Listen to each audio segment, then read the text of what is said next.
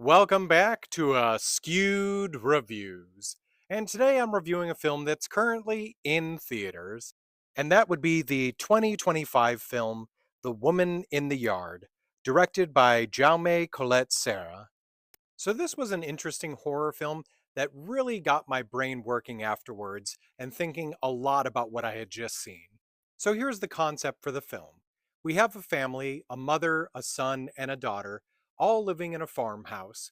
Now, unfortunately, not too long ago, the father of the family was involved in a car accident that also involved the mother. Now, the father unfortunately passed away, but the mother is now having to deal with not only the emotional damage, but also the physical, as she is currently on crutches. Now, for the most part, this family seems pretty ordinary, with all three of them dealing with their own versions of the grief of the father figure no longer being around. Now, one day, something very odd happens in their yard, as one by one, each of the family members begins to notice a woman that's just sitting out there covered in a black shroud. As they try to communicate with her, she seems to speak in very cryptic messages and also seems to refuse to leave. From here, things seem to move in a creepy, dark, and supernatural way, as there is something very special and very off about this woman. And what makes matters worse is the mother might actually know who this woman is, but is unwilling to say anything.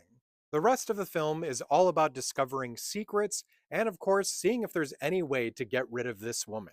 This ended up being a pretty good movie. There were some moments that were very creepy and some ones that were just very interesting, but I'd say one of my biggest problems is if you've seen the trailer, then you've pretty much gotten all of the jump scares and creepy parts ruined for you.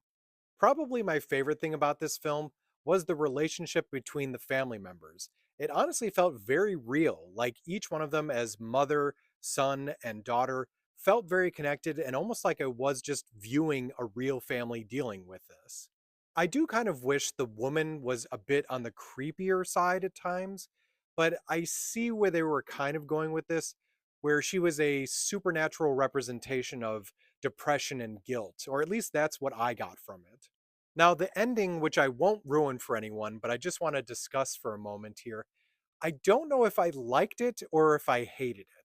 Just because if I understood the ending in the way that I think I did, I'm a little bit annoyed at what the message was, but I will say this, it makes you think really hard. That's what this movie is good for.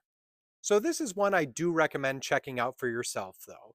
I'm going to give it a 3 out of 5.